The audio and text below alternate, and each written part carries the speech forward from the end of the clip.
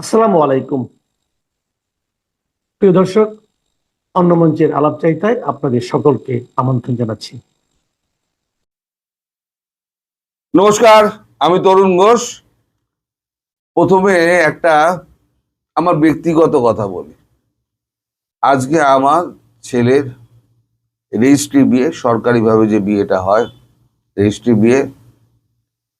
তো আপনারা যারা বন্ধু বান্ধব আমার রয়েছেন, আত্মীয় স্বজন, অনাত্মীয় আত্মীয় হয়, রক্তের সম্পর্কটাই সব সম্পর্ক নয়, তার বাইরে একটা সম্পর্ক থাকে। আপনাদের সঙ্গে আমার সেই সম্পর্ক হয়ে গেছে, যেখানে আমি সুখ দুঃখ আনন্দ ভালোবাসা সব ভাগ করে নিই। আমার একান্ত কামনা আপনারা গুরুজন যারা আছেন, যারা ছোট আছে ছোটরা শুভেচ্ছা জানাবেন, গুরুজনেরা দুহাত তুলে আশীর্বাদ করবেন যেন তাদের বৈবাহিক জীবন তাদের যাতে সুখের হয়। এখন এই গত দুদিন ধরে আমাকে এই ঘুরতে ঘুরতে হয়েছে, এই গলায় আমার ঠান্ডাটা একেই লেগে যায়, আরো লেগে গেছে, মাঝে মাঝে কাশি হচ্ছে। আপনারা একটুখানি আমাকে ক্ষমা ঘেন্না করে দেবেন, কারণ আমি খুবই ক্লান্ত। আজ করতাম না, কিন্তু খবরগুলো এত গুরুত্বপূর্ণ যে আপনাদের জানা দরকার। এখন খবরে ফিরি। আপনারা হয়তো যমুনার ভেতরের খবর জানেন না। ইউনূস এখন পারিপার্শ্বিক চাপে পিষ্ট হয়ে গেছে। ওই পিস্টনে পড়লে পরে যেন পিষ্ট হয় না, ইউনূসের অবস্থা কিন্তু সেরকম। এখন যদি কেউ আড়ালে আবডালে চোরের মতো যমুনার ভেতরে ঢোকেন, তাহলে দেখবেন ইউনূস হাত পা ছড়িয়ে গান গাইছে, আমার স্বাদ না মিটিল আশা না পুরিল সকলই ফুরায় যায় মা। তার কিছুই রইল না, আমও গেছে ছাড়াও গেছে, পাশ থেকে সব সরে গেছে। উল্টে আন্তর্জাতিক প্রেশার, ভারতের 7 দিনের হুঙ্কার, ভুটানের রাজা এসে এখানে বলে গেছেন, কমনওয়েলথের প্রেস মহাসচিব আপনাদের দেশের কাগজে বেরোয়নি, চেপে গিয়েছে, তিনি এসে সমস্ত খবরাখবর নিচ্ছেন, গিয়ে কমনওয়েলথে রিপোর্ট দেবেন। তার উপরে নির্ভর করছে যে ইউনূসের গদি থাকবে কি ইউনূসের গদি যাবে না, যাবে। এদিকে জামাত বলে দিয়েছে যে যদি গণভোট হয় তাহলে জেনোসাইড হবে। ওয়াকারকে নিয়ে তিনি কত সামলাবেন? চারদিকের এই প্রেসারে উনি স্যান্ডউইচ হয়ে গিয়েছেন। এই বহুদিন আগে বলেছিলাম যে এমন পরিবেশের সৃষ্টি হবে যে ইউনূস সাহেবকে পালাতে হবে। এখন সেই অবস্থা চলে এসছে। আমি এক এক করে খবরে আসি, বিশেষ করে কমনওয়েলথের খবর এবং ভুটানের রাজা প্রধানমন্ত্রীর খবর। তো প্রথমে বলি, একটা বড় খবর আছে, সেটা হচ্ছে জামাতিয়া ইসলাম বলে দিয়েছে যে গণভোট হলে জেনোসাইড হবে, গণহত্যা হবে, কার্নেজ। এখন 71 সালে রাজাকাররা যা করছিল সেই ভূমিকায় আবার জামাতরা নেমে যাবে। এই যত ভালো মানুষের খোলস ছিল সব খোলস ছেড়ে বেরিয়ে গেছে, আসল রূপ এদের ধরা পড়ে গেছে। এরা এখন চাইছে দ্রুত তাদের মতো করে নির্বাচন করে তারা ক্ষমতায় বসবে।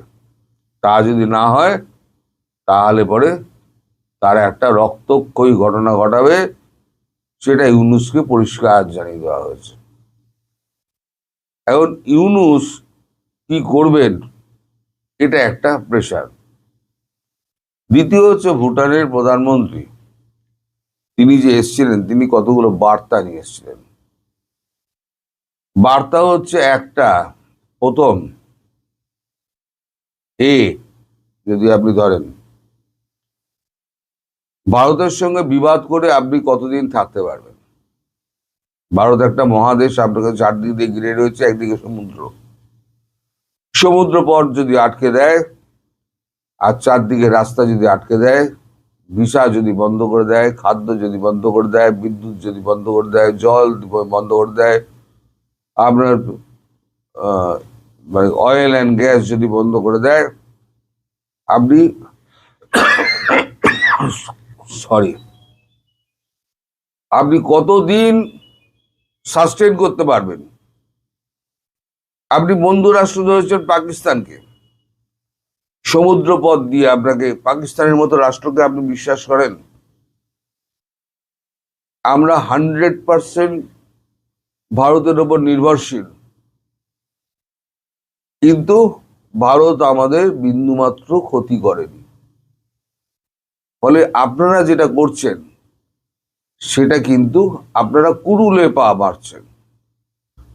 ভারতবর্ষ ধৈর্যশীল দেশ, ভারতবর্ষ ধৈর্য দেখায়, কিন্তু এখন আপনারা ঠেলতে ঠেলতে এমন জায়গায় পৌঁছে দিয়েছেন যে এটা এখন ধৈর্যের বাঁধ ভেঙে গেছে। ফলে আপনারা এই ব্যাপারটাকে এমন ভাবে মেটান, অ্যামিকেবলি সেটেলমেন্ট একটা করুন, যাতে আপনারাও বেঁচে থাকেন, ভারতবর্ষ সন্তুষ্ট থাকে। ভারতবর্ষ কোনোদিনই আপনাদের গিলে খেতে আসেনি। আপনাদের থেকে ছোট রাষ্ট্র আমাদের একটা 7-8 হাজার আমাদের সেনাবাহিনী রয়েছে, সেটা ওই শুধু বর্ডার পাহারা দেওয়ার জন্য, বাকিটা সব ভারতবর্ষ দেখে। আপনি যদি মনে করেন নেপাল থেকে আপনি বিদ্যুৎ কিনবেন, ভুটান থেকে, আমাদের দেশ থেকে বিদ্যুৎ কিনবেন, আনবেন কোত্থেকে? সেটা তো হচ্ছে মানে ল্যান্ডের ওপর দিয়ে, ভারতের ল্যান্ডের ওপর দিয়ে। ভারত যদি পারমিশন না দেয়, আমার সঙ্গে আপনার চুক্তি হলো, এই যে কতগুলো এমওইউ করলাম আপনার সঙ্গে, এই এমওইউটা কিন্তু সমস্ত ভারত ভিত্তিক, ভারতের জমি ব্যবহার করেই এমওইউ গুলো। এখন যদি এই ভারত যদি বন্ধ করে দেয়, তার বড় ল্যান্ডটা ইউজ করা বন্ধ করে দেয়, এই এমওইউ এর কোনো দাম থাকবে? আপনি আমায় বলুন।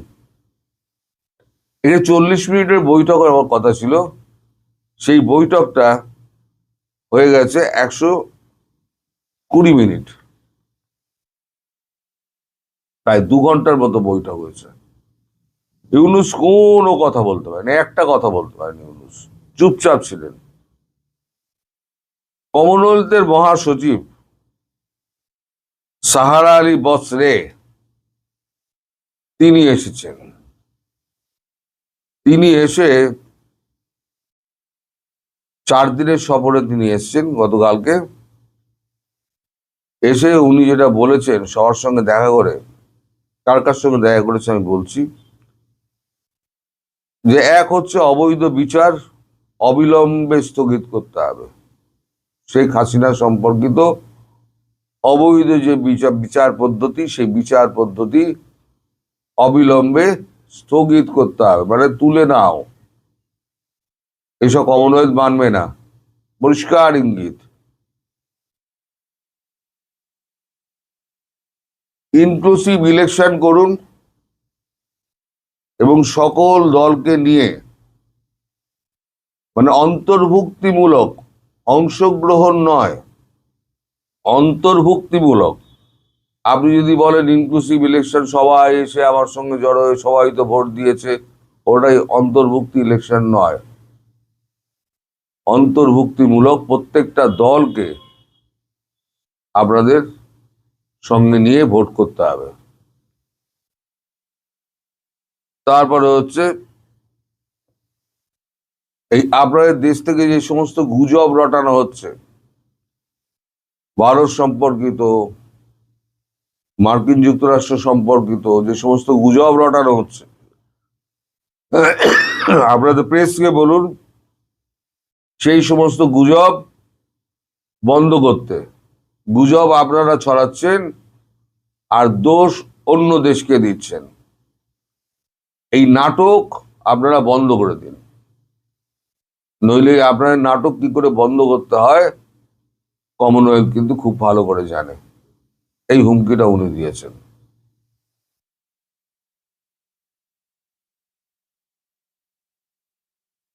উনি বসেছিলেন বিএনপি, জামাত, জাতীয় পার্টি, আওয়ামী লীগের হোসেন চৌধুরীর সঙ্গে এবং 14 দলীয় জোটের সঙ্গে।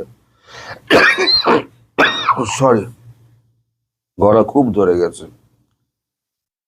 এছাড়া সম্পাদক পরিষদের 3 জনের সঙ্গে উনি বসেছিলেন, নামটা আমি উল্লেখ করছি না, ইচ্ছে করেই উল্লেখ করছি না। 3 জনের সঙ্গে সব কথা বলেছেন, কথা বলে উনি অবস্থা বোঝার চেষ্টা করেছেন যে বাংলাদেশের সত্যিকারের অবস্থাটা কি। 3 জনই খুব নামকরা সম্পাদক, এটা আপনারা নিজেরা বুঝতে পারবেন। একটু 2 2 4 মেলান, তাহলেই ইঙ্গিতটা বুঝে যাবেন যে এই মুহূর্তে কারা কারা নামী সম্পাদক আছেন এবং ইউনুসের এই কাজগুলো সমর্থন করছেন না। তারপরে একাধিক উপদেষ্টার সঙ্গে কথা বলেছেন, একাধিক উপদেষ্টা।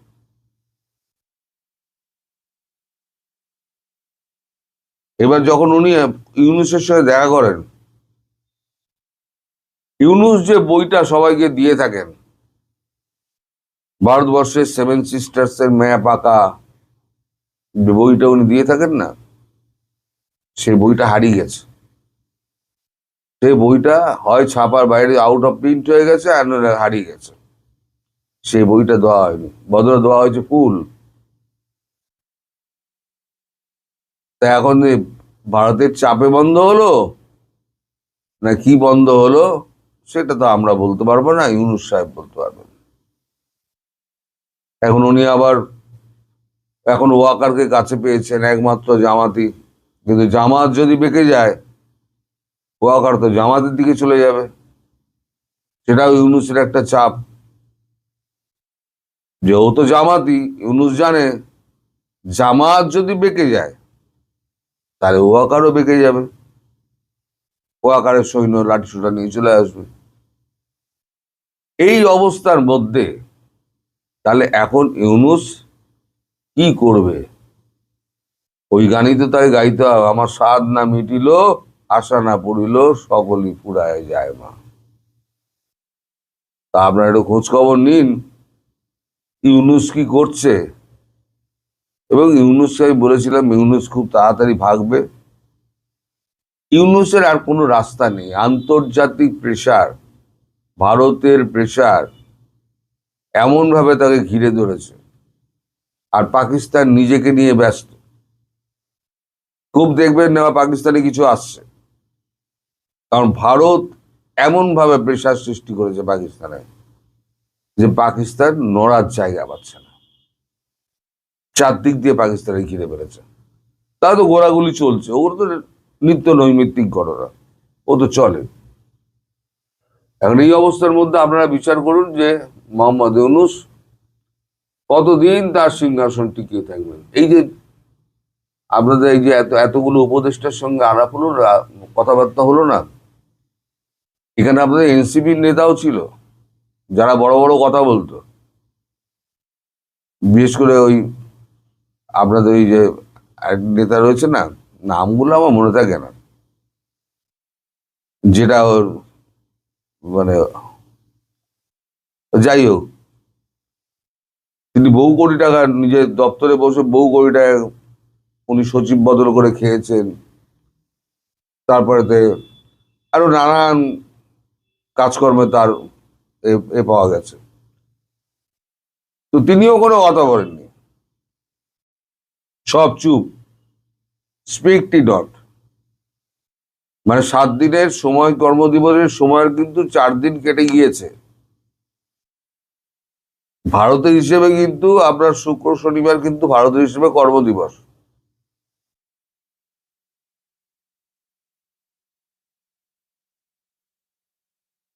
ভারতের হিসেবে কর্মদিবস, তাই কর্মদিবসটাকে যদি আপনি যোগ করেন তাহলে কিন্তু 4 দিন কেটে গিয়েছে, রয়ে গেছে আর 3 দিন। এর মধ্যে ব্যবস্থা করতে হবে, না হলে ওপরওয়ালা জানে কি হবে না হবে।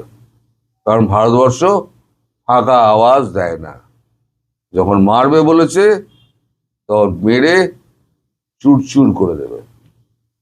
সবাই ভালো থাকবেন, সুস্থ থাকবেন এবং সাবধানে থাকবেন। নমস্কার।